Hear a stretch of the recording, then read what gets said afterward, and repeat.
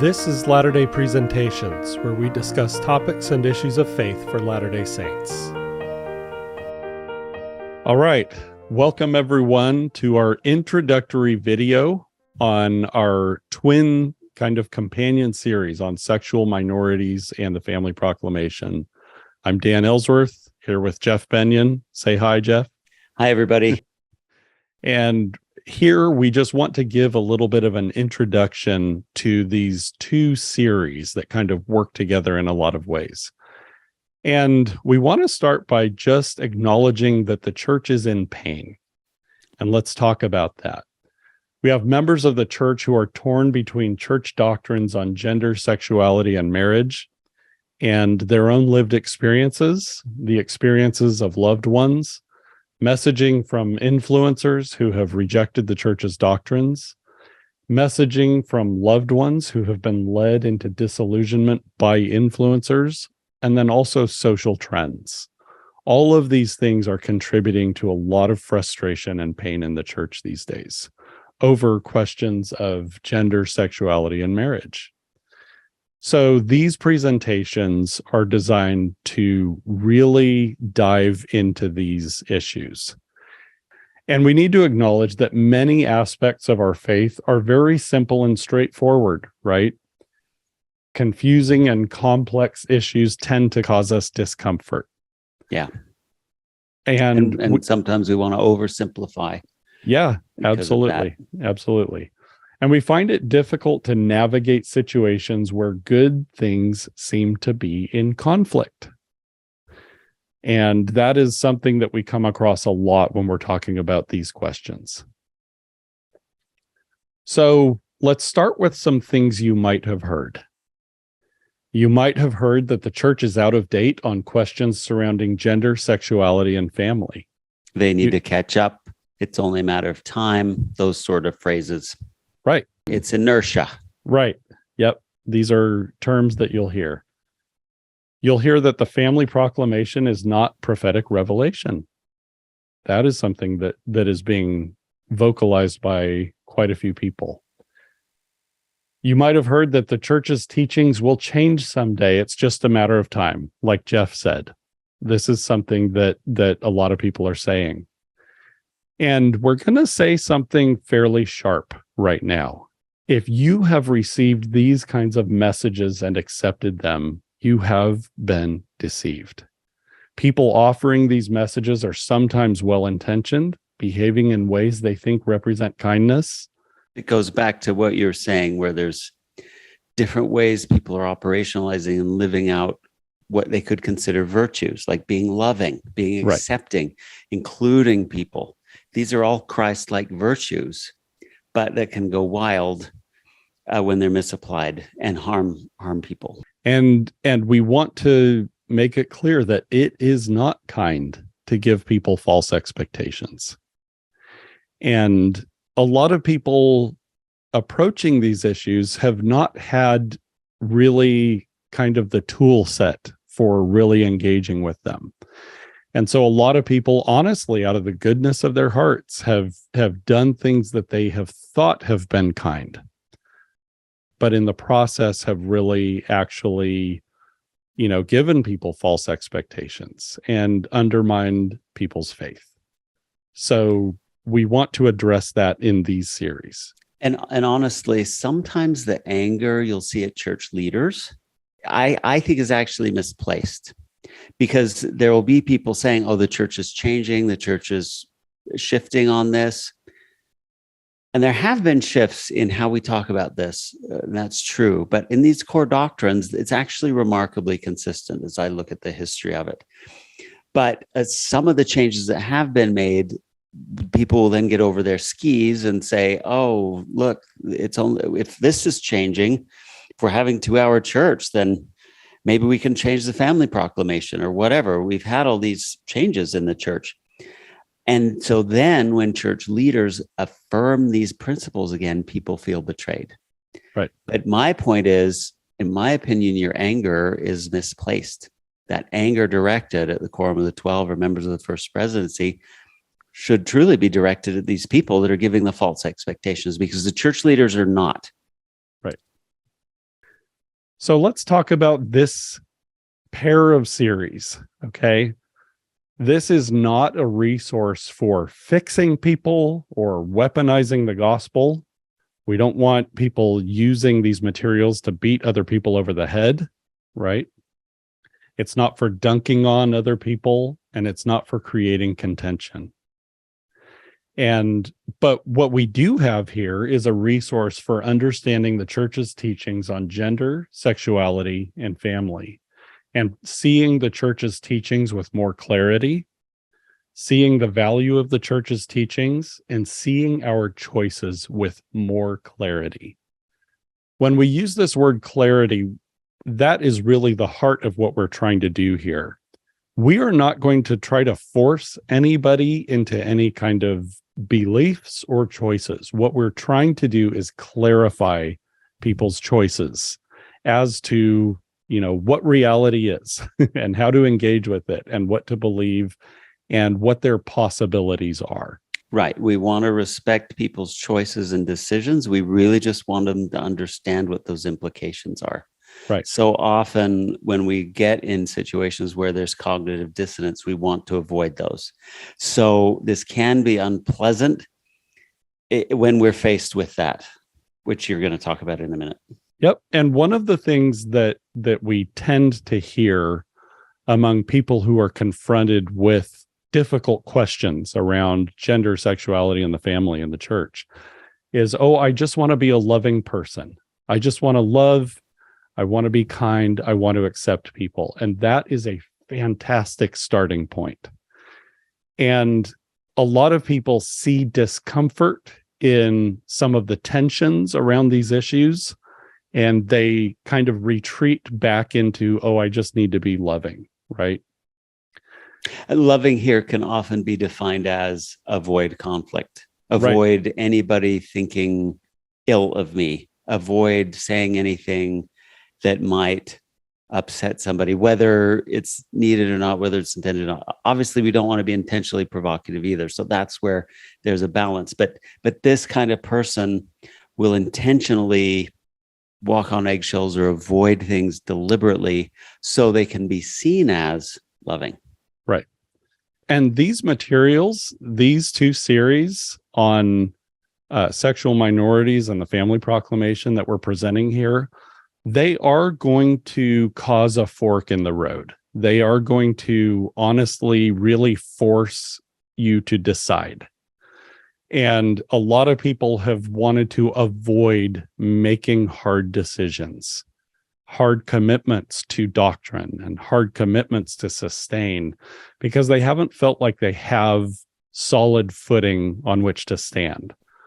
Well, we have a lot of material here. I'm just going to say it is going to adequately arm and equip people to stand firmly for the church's stances on gender, sexuality, and the family.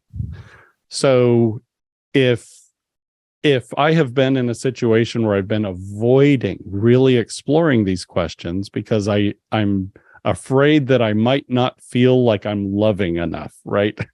By making some of these commitments, again, these series are going to, it's going to be a lot harder to avoid making decisions after going through these series. Yeah. So now we want to talk about what we are avoiding in these series. There are a couple of things that we're just going to say are not our circus. And one of these is the drama triangle.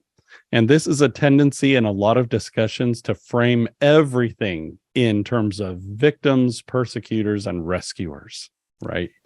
And you put it out like this, and you can't see how intoxicating this is, but this really is intoxicating. If you've ever been sucked into one of these, which I have, it's intoxicating and all consuming. That's why it's called the drama triangle. It's very dramatic. Yep. And we're going to talk in a lot more depth about the drama triangle further on in Jeff's slides on sexual minorities. But this is just a common trap that people fall into. And there's lots of drama. There's lots of people getting martyr complexes and wanting to feel rescued and wanting to rescue. there's a lot of codependency and a lot of unhealthy behaviors that go on in the drama triangle. We're going to avoid that. We want nothing to do with it. And another circus that we are going to avoid is just partisan thinking. And partisan thinking is when you are speaking like, okay, we are speaking for a side. We are speaking for a team. And we know who the other team is, and whatever they do is what we're going to oppose. And do the opposite. Right. We just do the opposite of the wrong people, right? We don't, that is not our frame of thought. We don't care for it, and we're not going to do it in these series. And that means we're going to have some strange bedfellows. Yes. Yeah, it means that you're going to hear us quoting some people in these series that you're going to be a little bit shocked that we're quoting. We're also actually going to explore the appeal of ideas that we disagree with. Mm-hmm. Why is it appealing? Why do people gravitate toward this or that train of thought on these issues? What does it do for people? Why is it appealing? And is there some amount of truth in those trains of thought that we need to speak to? Yes, exactly. So that is the opposite of partisan thinking. And that is how we're going to proceed with these materials. So again, our approach is we are believing and sustaining members of the Church of Jesus Christ of Latter-day Saints, and we are using mostly non-Latter-day Saint sources in our presentations. Some of the people we're going to be quoting are actively hostile to our faith, right? So if you see us quoting gay activists, for example, you were warned. We don't care where the truth comes from. Right. We don't care where it comes from. If someone has something valuable and insightful to offer, we're going to quote them. Yep. Regardless of how they feel about our faith. Regardless of how they may resent being included. Right. Absolutely. Yep. And we are not going to shy away from some very uncomfortable and upsetting facts. These presentations are not for children. Chronologically or emotionally. Yes. This is for mature people who are able to really process some very challenging material. So, and again, if you are listening to these presentations, to the YouTube videos, we recommend you don't do that around children.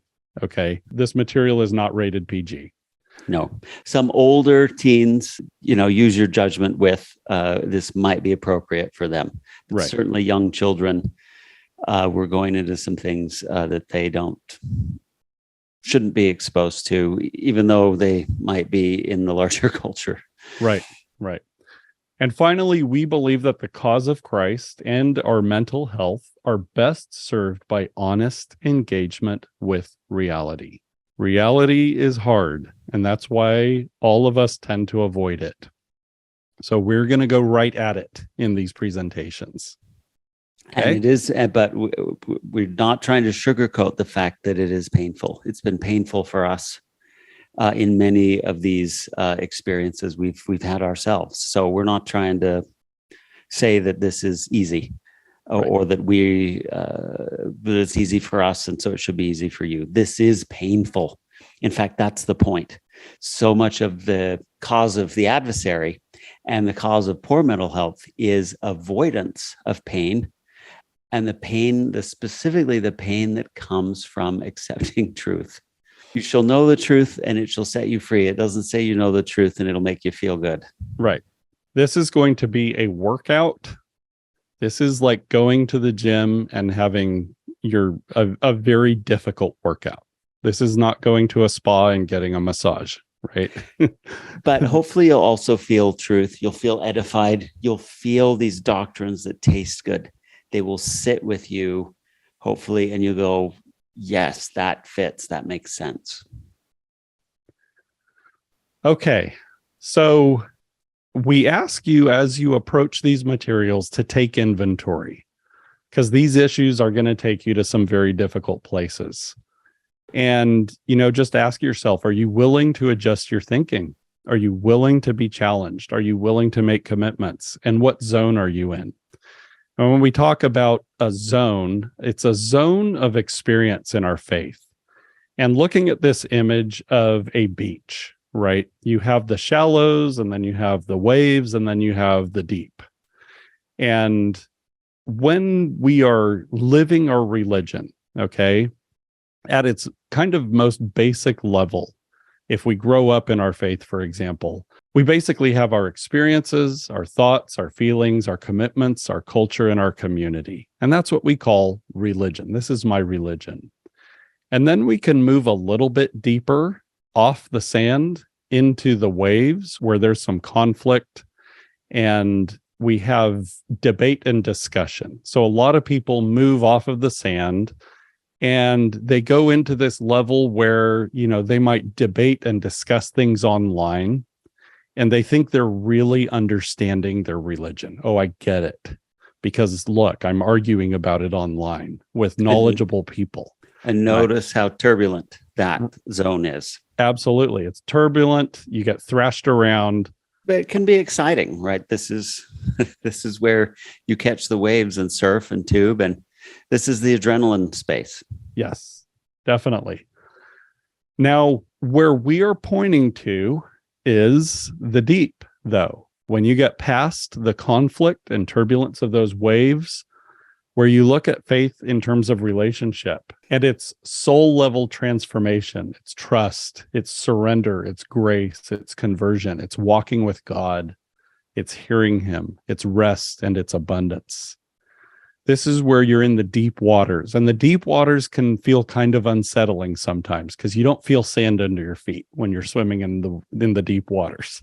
It's literally your faith, because that you can't see what's beneath you. You can't stand on it. You are.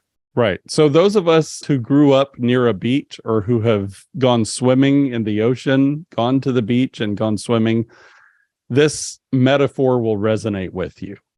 Right. And these materials that we're putting forward, they do point to the deep. You have to go to the deep to process a lot of this stuff. And so we would encourage you to ask, where am I and where am I willing to go? Yeah.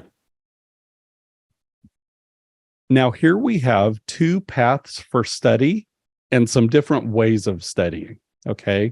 You can start with basically two tracks. Jeff has led a series on sexual minorities, gospel ministry to sexual minorities, and understanding the experience of sexual minorities in the church. And what do we mean by sexual minorities, Jeff? Well, that's a good question. You'll often hear talk about LGBTQIA+, or some subset of those letters or some extra letters. But as we'll go into there's a whole bunch of other people who have, I would define it as those who are not exclusively heterosexual in their sexual attractions. But not all those people adopt, for example, a lesbian or a gay or a bisexual label. And those have some ambiguity in them as well, particularly within the church, of what exactly that means behaviorally and otherwise. So the research term that's being used a lot is sexual minority. And that encompasses basically all non-exclusively heterosexual individuals as far as their sexual attractions. Yeah. Yep. So you can start with the YouTube playlist of those videos of presentations that Jeff has led. If you want to explore specifically the ideas and the doctrines in the Family Proclamation, I led a series on that. So that's another playlist, and you can start there. These are sort of companion series. Complementary. Yep, they're complementary. We overlap a lot. We repeat ourselves a lot in these series, and that's by design. We want to reinforce a lot of these concepts. Because if you're coming at this from the way the world conceives of this is going to rock your world. And it takes time to understand the air that we've been breathing or the water we've been swimming in, to pick two different metaphors, and to point that out and really help people see what's behind all this and where we get there. It takes time. It takes time to understand what world we're living in. and how we got here and how there's actually other ways to think of it. Right. And so when Jeff says it takes time, that might explain why we have hours and hours and hours of content. Yep. And if you don't have the ability to just sit down and plow through it, that's fine. A lot of times when I'm researching a subject, I will like do some cooking or some chores, and I'll just put a device nearby with a YouTube playlist and just have it going while I'm doing something else. Yeah. And, pick up ideas here and there along the way. So this is, if you're spending your Sunday afternoon cooking, then prop up a device and just, go for it. And a lot of it you can just listen to. Occasionally we do reference some charts that are helpful to look at, but a lot of this you can just listen to if you like. Right. Now, and we have some other ways of approaching it too. On NauvooNeighbor.org, we have targeted questions and resources. We have slides available for download, and you can do kind of a self-directed, just scrolling through the slides until you find something that's interesting. And then on that slide, you can click on a link to where we discuss it on YouTube. Yeah. So you could just look at excerpts if you'd like to dip your toe in certain ones, certain topics. Yep. And we have pages of questions and links to answers. We have lists of in-depth resources and social media accounts to follow. You can spend a long, long time going through these materials. We hope you will. Yeah. It's basically a university course of materials here. But we do think it's very valuable. And if you're willing to really commit to studying these things with an open heart and open mind, prayerfully and fasting if needed, do the work to really investigate what we're saying here. And ask yourself if the church's stances have validity to them in light of these materials. Well, very good. Welcome to these presentations. And we're excited. And we hope that you benefit from them and that you're able to be a blessing to people who are in your sphere of influence as a result.